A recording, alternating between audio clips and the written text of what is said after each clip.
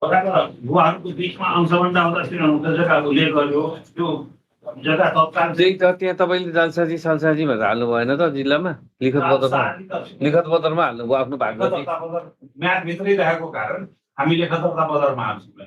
उता जानुभयो अब रोकाको लागि यहाँ आउनुभयो। होइन हामीलाई गैर कानुन रूपमा चाहिँ त्यहाँबाट खोक्राहरू निकाल्न नपाउन्।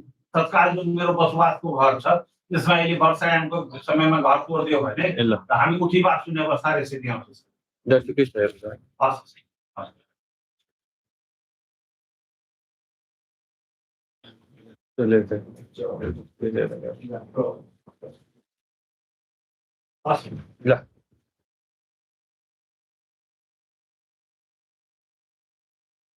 के लिएर आउनुभयो तपाईँ? कुन चाहिँ छलफलमा देखाउनु न, त्यो बेचिसकेको जग्गामा बसेर पाऊँ भन्न मिल्छ र? भन्न त मिल्यो, अब गर्ने नगर्ने कुरा पछि दुइटै कुरा सुनौँ न। चिल्लैबाट मुद्दा हालेपछि त्यहीबाट रोकिहाल्छ नि। ल सुरु गर्नु त। कति? नन्दकिशोर कुशवाहा।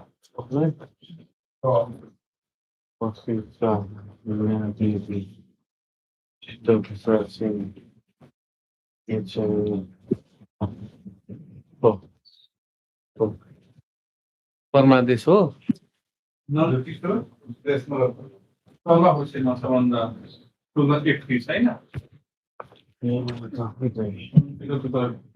समाज कल्याण ल के हो त कुरो?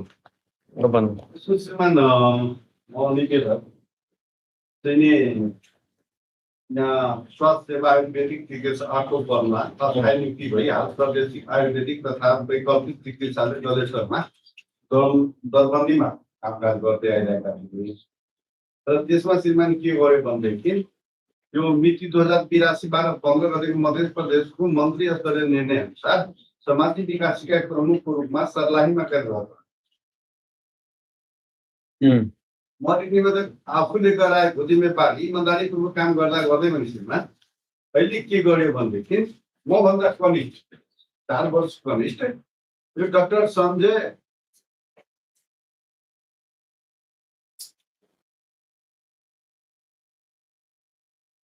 डाक्टर शिव शङ्कर राईलाई अहिले चाहिँ एउटा मन्त्री स्तरले निर्णयबाट मलाई चाहिँ श्रीमान यहाँ गएको 3 महिना पनि भएको। अनि अहिले असार मसान्त श्रीमान यो असार मसान्तसम्म पनि अब चाहिँ मन्त्रालयबाट र प्रधानमन्त्रीले कार्यालयबाट के गरेको छ भनेदेखि यो असारसम्म चाहिँ कुनै पनि कर्मचारीलाई कर्मपत्र नगराउनु भनेर निर्देशन पनि आएको छ र अहिले चाहिँ श्रीमान यो चाहिँ नि र त्यो इकाइ प्रमुखको चाहिँ नि जिम्मेवारीबाट चाहिँ श्रीमान त्यो चाहिँ वहन गर्नको लागि वा हटाउनको लागि श्रीमान त्यसमा चाहिँ नि एउटा कार्यविधि चाहिँ नि बनाएको अवस्था है। यो कार्यविधि सामाजिक इकाइ व्यवस्थापन तथा सञ्चालन कार्यविधि 2082 बनाएको अवस्था छ र यो 82 मा के भनेको रहेछ भन्ने यो 82 को परिच्छेद 4 मा कर्मचारी व्यवस्थापन तथा कार्यविधि विवरण भनेर भनिन्छ। तपाईलाई के त्यहाँबाट हटाइदियो अहिले हामीलाई चाहिँ हटाएको श्रीमान पत्र पनि दिएन मलाई चाहिँ वा कुनै निर्णय पनि गरेन। मैले जुन निर्णयबाट मन्त्री स्तरीयबाट जुन मलाई चाहिँ राखेको त्यो थाहा छ र अहिले चाहिँ आएर एउटा चाहिँ सचिव स्तरीय निर्णय गरेर मलाई कुनै जानकारी पनि दिएन। जानकारी दिएको भए वा चाहिँ जुन सचिव स्तरीय निर्णय गर्यो त्यसमा पनि फलानालाई चाहिँ नि ल है म चाहिँ नि तपाईँलाई चाहिँ यहाँबाट कार्य फिर्ता गरेर तपाईँले कार्य गरेको स्थानमा राखिएको छ। आखिर त्यो पनि निर्णय हुनु पर्यो नि त। उहाँले चाहिँ एउटा मन्त्री स्तरीयले निर्णय गरिसकेपछि सचिव स्तरले निर्णय गर्न पाउने कि नपाउने उहाँको मन्त्री परिषदको निर्णयबाट मैले भएको स्थानमा मभन्दा कनिष्ठ मूल्य चाहिँ राख्न पाउने कि नपाउने कुरा यति हो। र यसमा हाम्रो के अनुरोध छ भने के निवेदन गराएको छ भन्नुमा यो उहाँहरूले आफै कार्यविधि बनाएको यो कार्यविधि सामाजिक विकास इकाइ व्यवस्थापन तथा सञ्चालन कार्यविधि 2082 उपतिमा परिच्छेद 4 को 9 मा परिच्छेद 2 परिच्छेद चारको 9मा के भन्छ यहाँ? यसमा के भन्छ भने एकाइको योजना तथा कार्यक्रम कार्यान्वयन गर्ने प्रशासन सेवाका अधिकृत स्तरले 9औं 10औं तहका कर्मचारी एकाइ प्रमुख रहनेछ। एक नम्बर तपाईँ कति तहको? हामी 8औं तहको छौँ। हामी 3 नम्बरमा छ। त्यो यसको त्यसपछि श्रीमान यो 2 मा के भन्यो भनेदेखि 2 को उदाहरण बमोजिम मन्त्रालय कार्यरत कर्मचारीलाई मुख्यमन्त्री तथा मन्त्री परिषद कार्यालयको सहमतिमा मन्त्रालयले एकाइ प्रमुखमा पदमा कार्य गर्न छटाउनेछ भनेर भन्छ। यहाँ प्रश्न भने के भन्यो भने श्रीमान तर 3-1 मा पनि बोलेको हो त हैन? हजुर श्रीमान 3 स्तरमा 3 मा के बोल्यो भने श्रीमान 3 मा के भन्यो भनेदेखि 3 को दफा 1 मा के भन्यो भने तपाईँ चाहिँ 3 को दफा 1 अनुसार क्या होला? हजुर हामी 3-1 मा आएको किन भनेदेखि हामी 9 10 होइनौँ र त्यो आवश्यकता अहिले चाहिँ तपाईँलाई हटाएर को ल्यायो त? तपाईँभन्दा मुनिको 6औँलाई ल्यायो कि 7औँलाई नै ल्यायो? 7औँलाई ल्यायो श्रीमान। तर यो एकाइको तपाईँको हटाउनलाई प्रमुख हटाउनलाई मन्त्री मुख्यमन्त्री वा मन्त्री परिषदको निर्णय हुन्छ। त्यहाँबाट देखेर त्यो हटाउने पत्र कहाँ छ खै? पत्र श्रीमान हामीले एउटा चाहिँ नि पेश गरेको छौँ श्रीमान। कुन चाहिँ पत्र हो त्यो? 12-15 को पत्र त तपाईँलाई जिम्मेवारी दिएको हो। चलन पनि छैन श्रीमान, केही छैन। यतिकै टिक लगाएर ल तपाईँले चाहिँ नि पाउनलाई जिम्मेवारी दिएको छ, तपाईँले बरबजार गरिदिनु भनेर फोन गर्यो। यो बाबा यसरी कसरी? पहिला त तपाईँलाई जिम्मेवारी दिएको 12-15 मा हैन? अनि थप जानकारी निवेदन तपाईँले दिनु। अनि त्यसपछि हामीले जानकारी माग्दाखेरि हामीले जुन जानकारी नदिइसकेपछि हामीले मन्त्रालयमा निवेदनै हाल्यौँ। अब कसलाई दियो त? तपाईँलाई शिवशङ्कर रायलाई दियो? उसलाई थप जिम्मेवारी भनेर नयाँ पत्र थमा यही हो? यसमा सर्लाहीको चालु स्वीकृति कार्य सम्पन्न गर्न मिति 2 गते सचिव छ। तपाईँ सामाजिक विकास एकाइ सर्लाहीको थप इकाइ प्रमुखको जिम्मेवारी आर्थिक तथा प्रशासनिक अधिकार सहित आजदेखि लागू गर्न तोकिएको छ। अब तपाईँलाई नहटाइकन यसलाई पनि जिम्मेवारी सर्वप्रथम श्रीमान यो 9 नम्बरले के भन्यो भनेदेखि त्यो हटाउनलाई मलाई चाहिँ त्यहाँबाट तार्नलाई गर्नलाई पनि मन्त्री परिषद वा त मुख्यमन्त्रीको निर्णय हुनुपर्छ। कम्तीमा प्रतिनिधि तर उहाँले के गर्यो भने सचिव स्तरीय निर्णय भएर त्यो पनि हामी चाहिँ त्यहाँ कार्य हुँदा हुँदै हामीलाई कुनै जानकारी नदिइकन मलाई हटाउने त्यहाँबाट चाहिँ सर्व गरिदिने वा के गर्ने त्यहाँबाट जुन थप जिम्मेवारी दिएको छ त्यसबाट हटाउनको लागि पनि मन्त्री परिषदको निर्णयबाट मात्रै मलाई होइन। उसलाई थपे तपाईँलाई हटा भन्ने कहाँ छ त? हजुर श्रीमान तपाईँलाई हटाएको भन्ने एउटा कार्यालयमा श्रीमान 2टा प्रमुख कसरी हुन्छ? नन्दकिशोर कुशवाहा भनेर नि बुझार्थ चाहिँ दिएछ। हजुर नियम अनुसार बर बुझारत गर्नुहुन्न भनेर दियो तपाईँलाई। यही नै भयो तपाईँलाई हटाएको यही पत्र भयो जानकारी। त्यसपछि हामीले केबाट हटायो कसरी हटायो भनेर श्रीमान हामीले 2/12 मै रहेछ त। अहिले 1 महिना नि कटिसक्यो त। हजुर श्रीमान 2/12 मै हटाएर रहेछ त। 2/12 मा 2/12 को निर्णय हो श्रीमान। 2/12 मै सही गरेछ त। अनि तपाईँहरूले त्यो कहिले पाउनु भयो? तपाईँ त अब 2/12 1 महिना भइसकेन र आज त हामीले जानकारी कहिले पायौँ उहाँले चाहिँ मन्त्री जुन उहाँले हटाएको जुन निर्णय गर्नुभएको छ त्यो चाहिँ कानुनसँग हो कि होइन उहाँले बनाएको पठाएको सोधेको काम गरेको। अरे ल हेरौँला नि त ल। अनि यसमा के भने अब यो चाहिँ या त अन्तरिम भयो भने श्रीमान अहिले कम्तीमा हालसम्म चाहिँ त्यो कार्यभार गरिरहेको अवस्था छ। अब उसलाई तोकेर 1 महिना अगाडि नै आर्थिक कार्यभार भनेर पठाएको छ।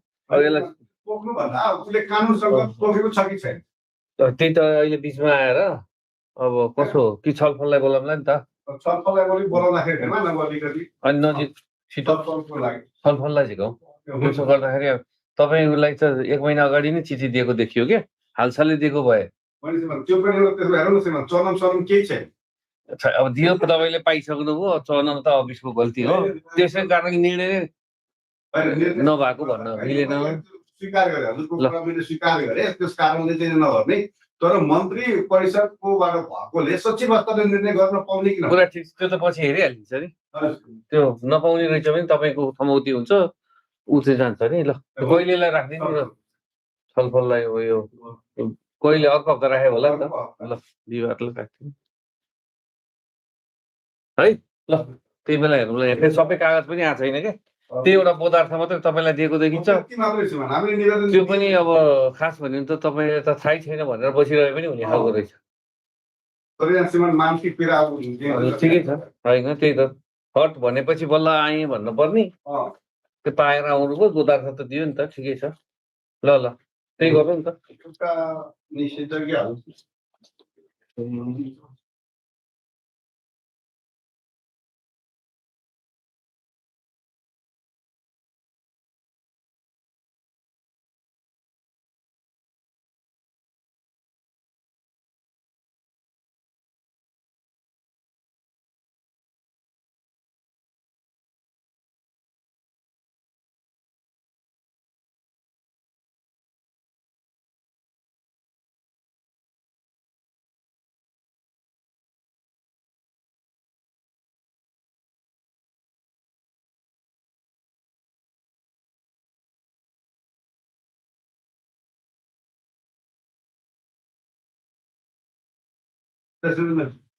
निषेधाज्ञा कति नम्बर प्रचार गर्दा यो यहाँ भनेको होमलेस त्यसको अवरोध त्यसमा त अब के भन्छ तपाईँ त महसुसमा श्रीमान गरेर जिल्ला सरकारको मेटर जारी हो। तपाईँले मुद्दा हाल्नु भएको छ? म त हालेकै छैन। 10 लाखको लिएको छ, यसरी लिएको रकम माग्नु जाँदा उल्टै अनेक किसिमले गाडी घोलो होस्। ल देवानी दायित्वको विषयमा भन्नु पर्यो, फौजदारी उसमा बाहेक होइन। कतिमा हो त्यो सर? यहाँ तो अगाडि हो। विक्रम सर ल त्यसलाई पनि झिकाइयो, त्यसलाई चाहिँ त्यही हात है। के छ तपाईँको कति नम्बर? बसिर शाह हो।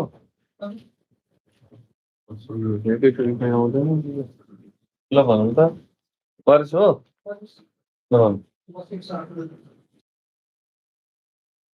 हरिवंश शाह हो। ल हरिवंश ल भन्नु।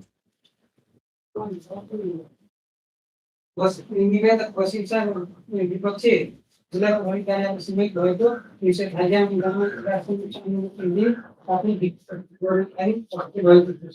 त्यसमा मुख्य कुरा त कमीले जान्छ सीमा बसिर शाहको खास गरी श्रीमती सीमा फजिला खातुन छ, त्यो एकै घर परिवारको व्यक्ति छ सीमा।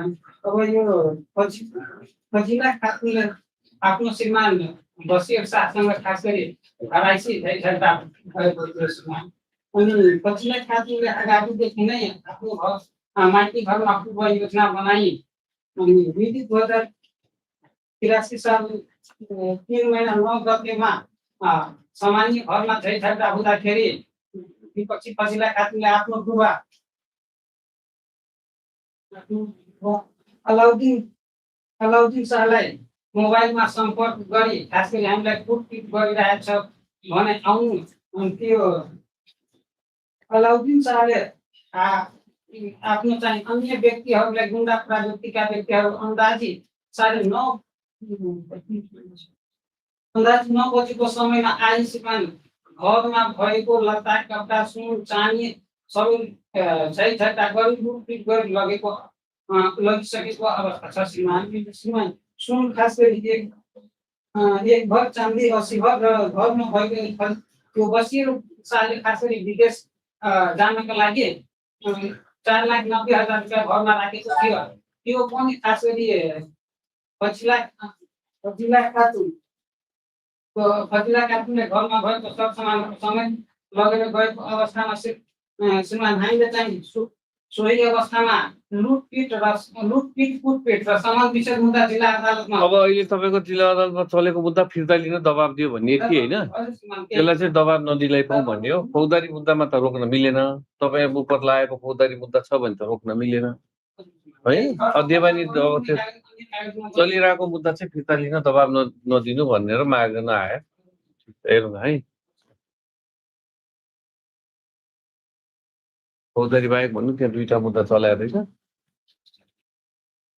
मुद्दाको विषयमा दबाब नदिनु मिल्ला।